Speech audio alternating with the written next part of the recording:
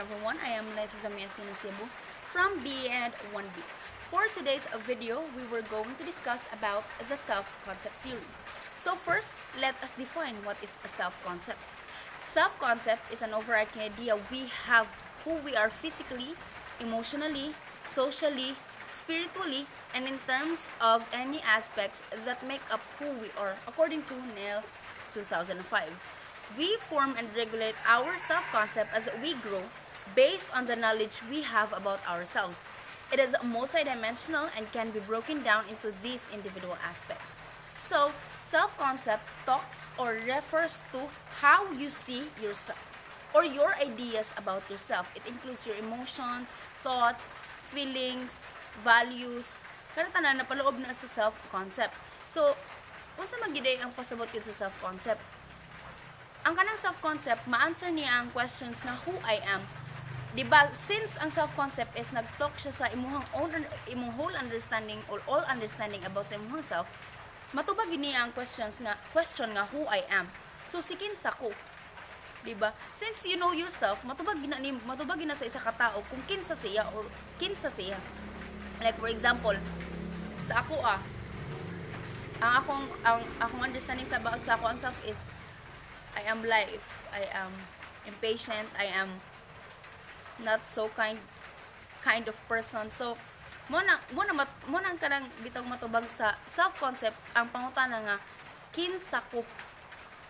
Okay? So the influential self-efficacy Roy Baumeister 1999 defines self-concept as follows. So according to Roy, the individual's belief about himself or herself, including the person's attributes and who and what the self is. So according kang Roy, ang belief daw sa isa ka tao sa ihang kaugalingon together with its characteristics or katangian mao daw ang self that makes self as a self. Ingon siya ang kanang ang paniniwala daw sa isa ka tao sa ihang kaugalingon mao daw ang self concept. Similar definition comes from Ronsenberg's 1979 book on the topic. He says self-concept is the totality of an individual's thoughts and feelings having reference to himself as an object. So the sentence there simply put, the totality of an individual's thoughts and feelings having reference to himself as an object means all the thoughts and feelings of a person has about themselves. It's like looking at yourself from the inside or considering how you think and feel about who you are. So self-concept has four aspects, which is the self-esteem, self-image, self-efficacy, and self-awareness. So first, let us discuss it ng four, and then we will identify gihapon unsa ang difference between anang upat sa self-concept versus gihapon nato sila. So, first, let us discuss what is a self-esteem. Self-esteem is how we value and perceive ourselves. It is based on our own opinions and beliefs about ourselves, which can be difficult to change. We might also think this as a self-confidence. So when we say self-esteem, it is how we value ourselves, how we see ourselves. For example, I see myself as kind person. Pero others, they see me as kanang dili buutan, mean, rude. So, wala na ko kanang pakialam sa ilaha. Like, ang ako nang gihunahuna, ang ako arang kaugalingon or akong opinion sa ako ang self. Kanang wala na bitaw ko naghunahuna og unsay perception sa tao sa kuha. All I know or all I need to hear is kanang ako arang own opinion gid sa ako ang self. Kanang dili na ko paminawon ang uban ba, which is really difficult to change. Mo nang ang self-esteem is difficult to change kay nag-base naman ka sa imong kaugalingon or your opinions about sa imong self. Wala naman ka nag-base sa uban or wala gi-invalidate naman nimo ang comments sa uban, which is ang self-esteem is hard to change. Second one is the self-image.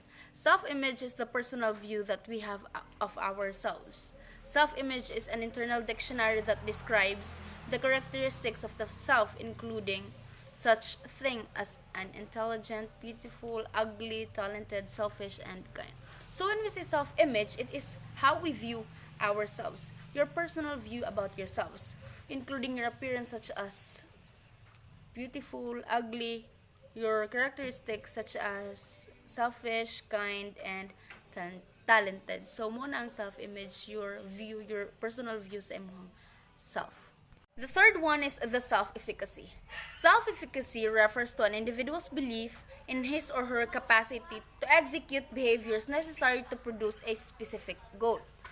So, since we discussed this self-efficacy sa previous ng mga reporter, I will repeat it para kanang mas masabtan ninyo. So, when we say self-efficacy, for example, us college students, as educators, we wanted to finish study, like finish 4 years sa college.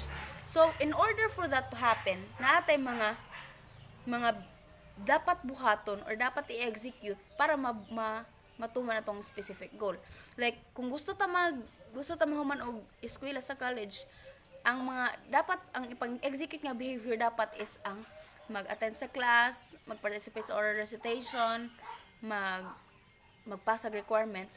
So, ang self-efficacy is ang imuhang kanang belief bitaw sa imong kaugalingon nga kaya nimo buhaton ang isa ka butang para maabot ang isa ka goal or maabot ang isa ka goal, which is ang goal nimo is ang mohuman og college. So ang self-efficacy is mo siya ang kanang imuhang beliefs sa imong self nga kaya nimo i-execute or kaya nimo i-perform tong mga need nga mga behaviors para maabot ang imuhang specific goal or ang imuhang goal sa life.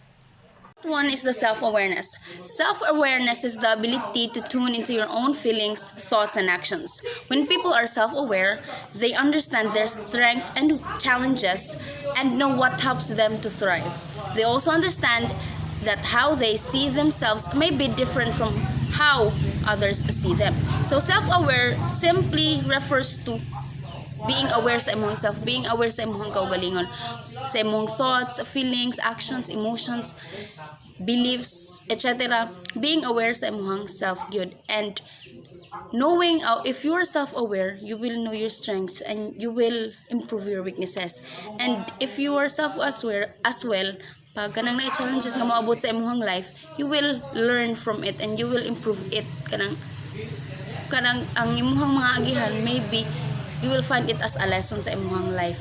And being self-aware pod will let you understand nga kung unsa di imong pagtanaw sa imong kaugalingon, maybe lahi kung unsa ilahang nakita sa imo. Like for example, di ba nakita na ko ang kaugalingon as kind, tapos sila ang ubang tao di ay or ako mga best friend, they don't see me as kanang ingana, they see me as a bad person.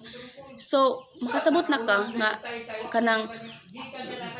kanang kung unsa di mong pagtanaw sa imong kaugalingon, lahi po di ay ug unsa kanila gitanaw.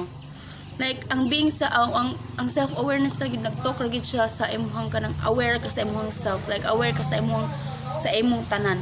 Since we already discussed what is self-concept and its aspects, so let's review.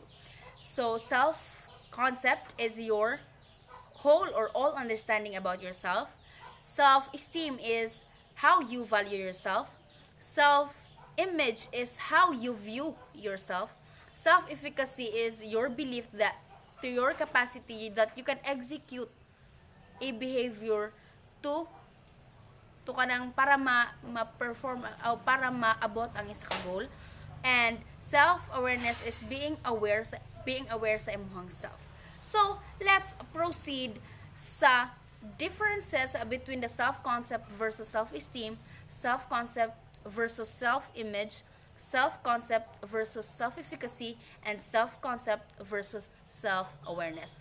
So since I have ka-group mates man, I will only discuss the two, which is the self-concept versus self-esteem and self-concept versus self-image, because sila na ang mag-explain sa the rest sa part o sa the rest sa report namin. So yeah, let's proceed.